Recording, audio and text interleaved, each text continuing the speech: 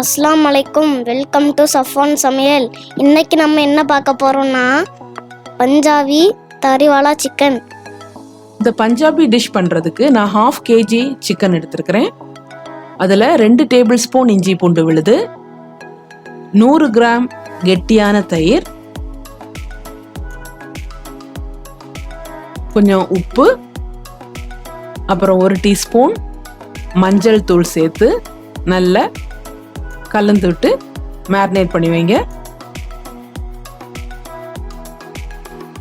அது அப்படியே 30 minutes disturb பண்ணாமல் வச்சிடலாம்.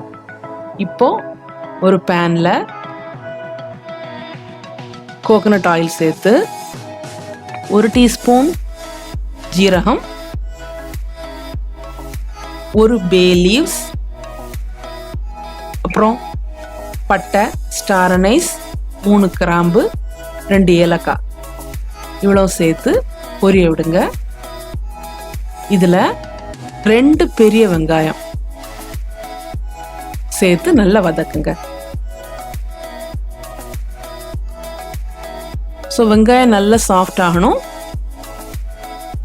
லைட்டாக அந்த கலர் சேஞ்ச் ஆகணும், அது வரைக்கும் நல்லா வதக்குங்க. அப்போ தான் அந்த ரா ஸ்மெல் வந்து நமக்கு போகும். இதில் ஒரு 4 பல் பூண்டும் ஒரு சின்ன துண்டு இஞ்சும் சேர்த்து நல்லா வதக்குங்க. ஸோ அதை கொஞ்ச நேரம் ஆற வச்சு மிக்சியில் நல்ல பேஸ்ட்டாக அரைச்சி எடுத்துக்கலாம்.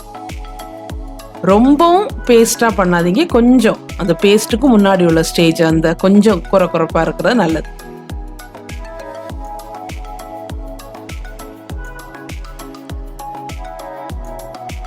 ஸோ முதல்ல லைட்டாக கிரைண்ட் பண்ணிவிட்டு கொஞ்சம் தண்ணி சேர்த்து மறுபடியும் நல்ல பேஸ்ட்டாக கிரைண்ட் பண்ணுங்க.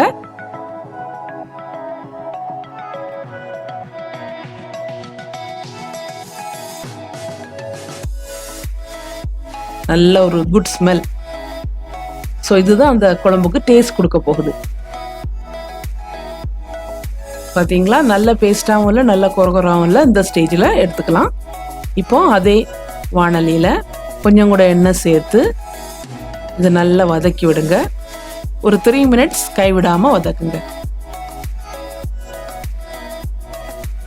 ஸோ அந்த எண்ணெயில் அந்த பேஸ்ட் நல்லா ஃப்ரை ஆகணும்.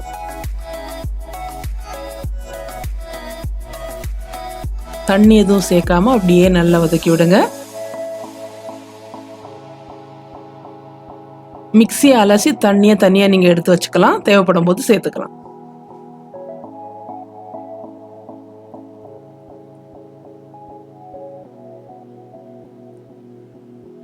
ஓகே, இப்போ பார்த்தீங்கன்னா லைட்டாக சைடில் எண்ணெய் பிரிஞ்சு வரும். இந்த ஸ்டேஜில் வந்து 2 பெரிய தக்காளி, பழுத்த தக்காளியை பேஸ்ட் பண்ணி இதில் சேர்த்துக்கலாம். சேர்த்து அதுக்கு பச்சை வாசனை போகிறது வரைக்கும் நல்லா வதக்கி விடுங்க. 2 நல்லா மிக்ஸ் ஆகி அந்த பபிள்ஸ் வர ஸ்டார்ட் பண்ணும்.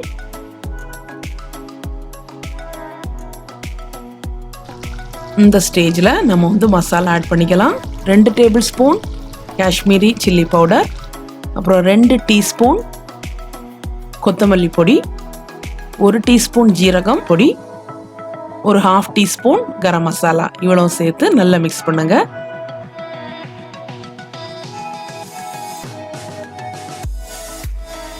இதையும் ஒரு 3 நிமிஷம் கைவிடாமல் வதக்கிட்டே இருங்க.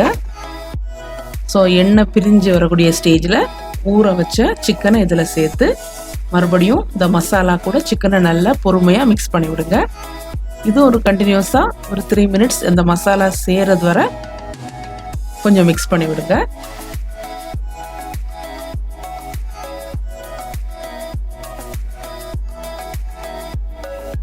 அப்புறம் மூடி போட்டு சிம்மில் ஒரு 5 மினிட்ஸ் விடுங்க. தண்ணி எதுவும் சேர்க்க வேண்டாம். அந்த ஸ்டேஜில் இந்த சிக்கனில் உள்ள வாட்டரும் தயிரில் உள்ள வாட்டரும் நமக்கு போதும்.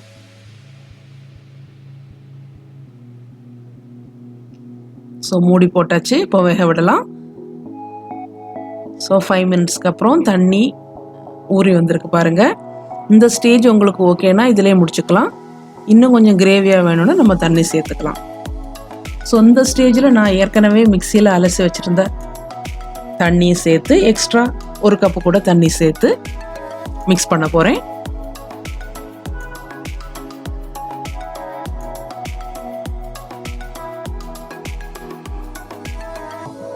தேவையான உப்பு இந்த ஸ்டேஜில் உங்களுக்கு சேர்த்து நல்லா மிக்ஸ் பண்ணி மறுபடியும் ஒரு 5 மினிட்ஸ் கொதிக்க விடுங்க. வாசனைக்காக கசூரி மேத்தியையும் கொஞ்சம் க்ரஷ் பண்ணி போட்டுக்கோங்க. ஸோ மூடி போட்டு இப்போ குக் பண்ணிட்டு இருக்கோம். சிம்மில் வச்சு 5 மினிட்ஸ் குக் பண்ணுங்க.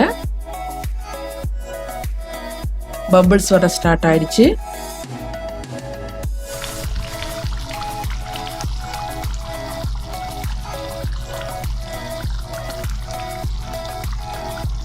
இப்போ லைட்டாக கார்னிஷ்க்கு மறுபடியும் கசூரி மேத்தியை மேலே ஸ்ப்ரெட் பண்ணி விடுங்க. நம்முடைய பஞ்சாபி தரிவாலா சிக்கன் கிரேவி ரெடி. ஸோ இது வந்து ஒரு வித்தியாசமான ரெசிபி, நல்ல டேஸ்டாக இருக்கும். நான் கூட சாப்பிட்றதுக்கு பெஸ்ட் காம்பினேஷன். ஈஸியாக பண்ணக்கூடிய டிஷ். கண்டிப்பாக ட்ரை பண்ணி பாருங்கள். எம்மியான டேஸ்டாக இருக்கும். நம்ம இதில் எந்த க்ரீமும் சேர்க்கலை, முந்திரி பருப்பும் சேர்க்கலை. பட் திக்காக செமையான கிரேவி. ட்ரை பண்ணி பார்த்து காமெண்ட் பண்ணுங்கள். நன்றி.